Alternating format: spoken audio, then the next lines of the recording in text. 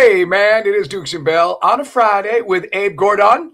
Abe's in for Carl today. Carl's got a little vacay, and he's going to use it. Day is over there, the brains of the operation. Orrin will be back at the ranch pushing the buttons.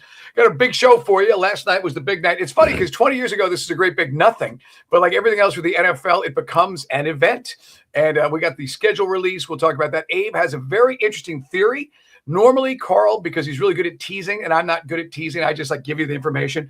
Abe, in just a minute, will give you his theory on how the potential Falcon schedule sets up perfectly for the Tua Michael Penix quarterback battle / rotation. So stay tuned for that. First things first, guys, Braves. If I told you you're going to play the Cubs and the Dodgers and lose both of Chris Sale's starts, it'd be hard to imagine we'd win both series, but the Braves do win the series, but lose the battle last night. Abe just had no answer for Cubs pitching. Yeah, and it wasn't a bad outing from Chris Sale either, right? I mean, you look at how it went against the Dodgers, a little bit more critical in that outing, although he recovered. This was just your offense couldn't get going. You had 5 hits sprinkled through 9 innings. All of them were singles. None of them were in the same inning. And you were shut out for the second time all season. That 162 games, Mike. It's okay to lose one here or there. It's going to happen. But look, the bigger takeaway is that you went to L.A. and beat the Dodgers. The Cubs were red hot, although I know they had lost 2 in a row before coming into Atlanta, but they were among the best teams in the National League, and you handed them what you needed to do. It's, again, a lot of season left, a long way to go here, but this is a team that looks like it is the best team in the National League, and there's just no stopping that because of one loss from Chris Sale, in which he pitched quite well. Yeah, man. Everybody, stymied yesterday. If you didn't see it, it was kind of like a sum of its parts. Brown, Milner actually gets the win. Maton made up for his outing the other night. He was pretty dialed in too. Webb and then Palencia. And man, that's the closer everybody wants. Throwing 101 miles an hour, man. It's just like shoom, shoom, shoom. I mean, just no shot. But the Cubs do get the win. They're a good look. They're a good team. That's why this series was so important, and the Braves do win it. You got hits from Drake Baldwin. Matt Olson got a base knocked, as did Money Harris. Austin Riley, Dominic Smith, only 5 hits for the Braves against the Cubbies. And now you get the Red Sox, who just like the Mets, I want to say, off the top of my head, 7 games under 500. So Red Sox coming to town this weekend. Excuse me, Red out tonight at Truist Park. And again, remember, guys, if you live on the south side or the southwest side, start leaving now for the Braves. And actually, it starts tonight. The traffic Armageddon will really affect Saturday and Sunday Braves with the closure of the perimeter 285 West from MLK Cascade and vice versa. So that's going to be a thing. But Abe, the Braves, we said it yesterday, don't want to be like prisoner of the moment, but we also don't want to be, a curmudgeon about it. Day, let's jump in. You buy in this team. It feels special in the sense that it's a sum of its parts, and without even having Ronald Acuna, every night somebody else seems to contribute. Yeah, I mean, you got to be excited about what you're seeing for this franchise when you're a fan of them. And again, last night, Chris Sale did a remarkable job. You can't help but think that if Ha-Seong Kim doesn't have the throwing error that ends up setting up that first run that they get, and then unfortunately, this was the one time the bullpen, which again it was just one, the homer by Ronaldo Lopez, the bullpen wasn't able to hold, which the bullpen had been doing well the last 2 games and for the most part, did do pretty good last night outside of that home run. So, like Abe said, man, you had 5 hits out of, I think it was 32, maybe 35 at bat, something like that. The bats just went cold, and that's going to happen. You got to imagine that's going to happen from time to time. This team is proven, I brought it up yesterday on the show, that they can self-correct. Only 2 losing streaks so far this season, 3 straight in a row earlier on, and then 2 back-to-back when they ended the Mariners series and started the Dodgers series. So, this may be another time where they self-correct, get back, get a couple more wins, and just keep rolling. I know the Braves will take on the Sox, as we said. And so far, you're beating the elites. You beat Philly. Philadelphia gets Don Mattingly in charge. They drop, was it Rob Johnson? What was the old manager? Thompson. Him. Yeah, he's gone. So Don Mattingly gives him a spark, and all of a sudden, they win, go on a crazy tear, but only pick up a half a game on the Braves. So the Braves have been so good. The other big story tonight, and again, we're live at Twin Peaks. We'll be there from 2 to 6. Special guests, we got Bryant McFadden, our usual Friday. We'll talk about the schedule with him, starting the season in Pittsburgh. With his Steelers. Then we're going to talk to DJ Shockley. We can talk about the Falcons with Shock and Georgia and get his take on Kirby and all the potential changes in college football. And, Kirby missing out on some big recruits, which, I don't know if Georgia fans are. Again, it's funny. When you win the big recruit, everyone's like, woo, we got it. When you lose it, I didn't want him either. Well, it is still the lifeblood of the program, but we'll talk to Shock about where UGA is. Abe, the Falcons schedule release. First off, the schedule. I like having the bye week later in the year to rest up when you're banged up. But let's talk about it now. We'll get in depth today at Twin Peaks, but talk about why you like the way the national games fall and how the Thursday game could maybe play into our quarterback situation. Well, look, and Mike, we're not deciding the quarterback situation right now, but I'm not trying to convince anyone else of who they prefer or how it's going to play out. I personally believe that Michael Penix is not going to be 100% ready to go at the start of the season. And so I do think you are starting the season with Tua. This is not about a quarterback competition. This is not necessarily Tua is beating out Penix. Tua's ready to play, and Penix isn't. Again, this is just in my mind. Maybe it plays out differently. But you've now got a situation where you're dealing with a week 3 game Thursday night at Green Bay. And another month into the season, is Penix going to be 100% ready to go? Because if you're going to make a quarterback change, that's the time to do it after the week 3 game. You've got the mini bye from Thursday night football all the way, and not just to Sunday, but that then slides into Monday night football. So even an extra day there. So if you start the season, Penix isn't fully ready to go physically. Tua plays for 3 games. Maybe he's good, maybe he's not. If you feel the time is right to make the change, you have a natural opportunity to do that there. You might tell me, Mike, I don't want Penix's first start of the season on the road, Monday Night Football, New Orleans Saints, Domageddon, all that stuff. Right. We're past that, brother. I'm sorry. You got to learn what this kid's all about. And so it's not a good situation to put him into. No, we can't play that, man. Gloves are off. We can't baby this thing. But if it plays out where physically you have to start Tua, you'd prefer Penix, that's a great opportunity to then get him in, because you certainly can't wait till the bye week all the way down in what is that, week 11. Right. So we'll talk more about that, and we'll get people fired up on that, because every time we mention Penix, we had this conversation this week, Abe. I don't know if you heard it, where I'm like, look, it's like, you hate Michael Penix. No, I'm just giving you the reality of it. Yeah. I mean, if we want to sit there and rub a rabbit's foot or get out the rosary beads and pray. I mean, that's not a plan. I mean, we've talked about, you've got the reality of the situation, which is the history of the injuries, and a new offense for both these guys, Tua and Penix Jr., but one guy's been in the NFL for a long time.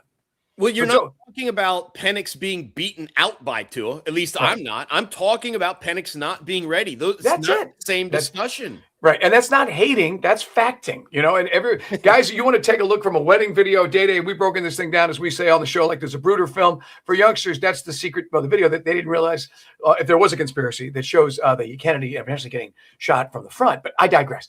Day, the Falcons schedule. First off, from a social media standpoint, their digital team knocks it out of the park every year. What do you think of how the Falcons handled their business, which has now become a thing around the NFL?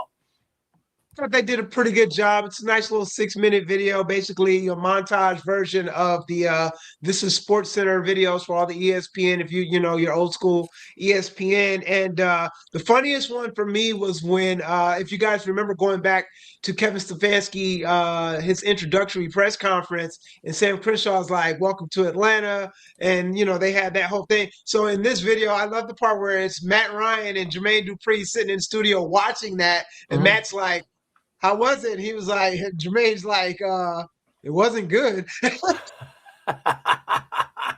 I thought they did a good job. Bijan in love with himself with the sky cams, and they did it. I thought they did a good job. Very clever, very funny. Go ahead, Dave. Well, I'd say the crazy thing is you've probably forgotten about so many of these This is Sports Center references, and they brought so many of them back. And it's a great video as its own.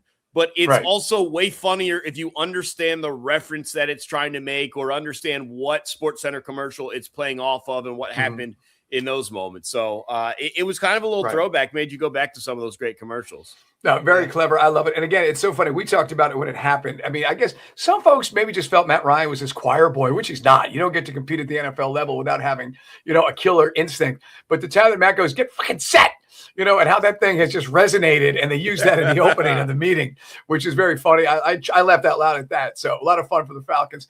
Also going on today, and we will get into it. It used to be like what was the tagline for it, Abe? Last shot at glory, the PGA Championship. Carl and I were saying, it's just the way it times out now after the Masters, before the U.S. Open, the British, it's like, eh. But anyway, PGA, it was kind of a bunch of guys that, unless you follow the tour, you didn't really know. And all of a sudden, you knew all the guys that are tied, about 5 or 6 guys under 300, and Scotty Scheffler on a tear. So, yeah, we'll give you the updates throughout the afternoon on that live from Twin Peaks. And as Day said, we'll talk to Shock, we'll talk to Grant McCauley, and, of course, our man Bryant McFadden. And we get ready. I don't know, now that the Hawks are out, NBA playoffs back in action. You get a double dip tonight. You get both Detroit, Cleveland. Cleveland can knock the Pistons out. San Antonio can knock Minnesota out. Abe, what do you think happens there? Yeah, Cleveland's been so good at home. It was almost a surprise they were able to steal that game on the road. I do think that they're going to close them out, and I just think that honestly, the Timberwolves' best chance in this series was that Victor Wembanyama was suspended for that one game. And right. When he wasn't suspended, he had a great game. They tried, but ultimately fell short. Even at home, I just think the Spurs are closing out Minnesota. I think we are going to get that OKC San Antonio Western Conference Finals that I think most of us are looking forward to pretty heavily. And we talked about it yesterday, with Jalen Johnson and how he kind of disappeared at times. He was statistically certainly okay. But Day, what the hell has happened to the amazing disappearing Jalen Duren? A guy that is supposed to be a two-headed monster at the top with Cade Cunningham, and he is just MIA and should be dominating Cleveland.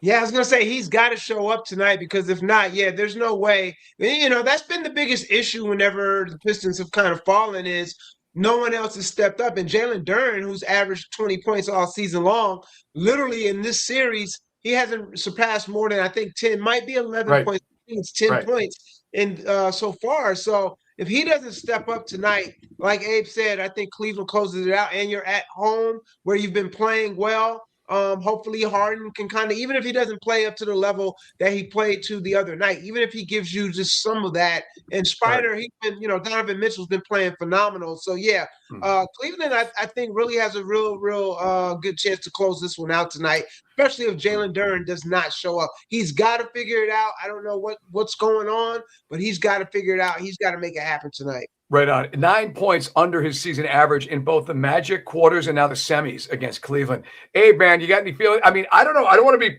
prisoner of the moments, but it's been a while now. But the Knicks just seem like a juggernaut. They get to rest up. And OKC and Knicks, that style makes a fight. I'd love to see that. I think OKC maybe wins, but I'd still love to see it. Well, honestly, I'm not putting the Knicks through just yet. I have one major concern is there too much time for them? So they may lose game one because they're rusty?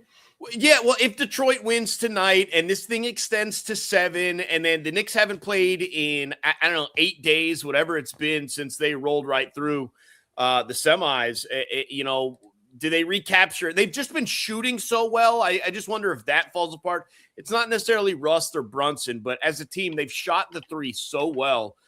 Do they lose that? Because and I'll be honest, I'm not throwing OKC in over the Spurs just yet.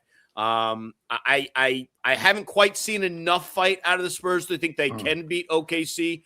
I'm just not ignoring what happened in the regular season. They were 1-4, or excuse me. Well, OKC was 1-4, I think, in 5 games. It might have been 0-5. I don't remember, but the Spurs definitely got the better of them. Yeah, I thought so late. Yeah, the Spurs definitely got the better of them in the regular season. So I'm not quite overlooking that yet, but I'm with you, Mike. It feels like OKC is still just too darn good in the playoffs. Right. All right, man. We got all that to get to. We talk more on the pre-show, but it's a sneak peek. And much like Will Ferrell in Old School, I've got to get to Home Depot. There's not enough time. So I got to beat the Sunday crush, as once again, my transformation of my father continues. Also today in Guy Talk, more on my losing 41,000 followers on Twitter. Ooh. Finding out I'm not the only guy who's been dealing with this. Apparently a lot of folks have had the same snafu. And dealing with Elon Musk's people, apparently are no people. He's fired everyone, so there is no customer service at X. Stay tuned for that. Day, what do you have a compelling segment coming up at 3:40 today? Well, yeah, for our Friday 5, man, it's a real simple one, actually. I mean, obviously the Falcons schedule release is a big deal. So if you were able to, and if our boss actually was like, go ahead, do it, what 5 Falcons games would you like to travel to this year? Right. And I already talked to Mike Conti last night to tell you, take you behind the curtain.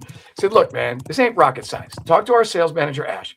Let's be in the casino in Pittsburgh, and let's be at Harrah's in New Orleans. Because casinos traditionally will give you free stuff if you're going to bring a couple hundred people to their business. So that's all we need to do. Be set up at Harrah's and do the show from there at the bar. It's easy. It's simple. And commercial breaks run over, get on the craps, come back. It's great. But enough about us. We'll talk more about that. Day. It's got a good Friday 5. We'll see you at Twin Peaks in Buckhead with Abe. Say it, Abe. A little bit softer now. A little bit softer now. I'll do my best. Don't adjust the volume because you can't. It's coming up today live, Twin Peaks Buckhead. Dukes and Bell, 2 to 6. We'll see you then.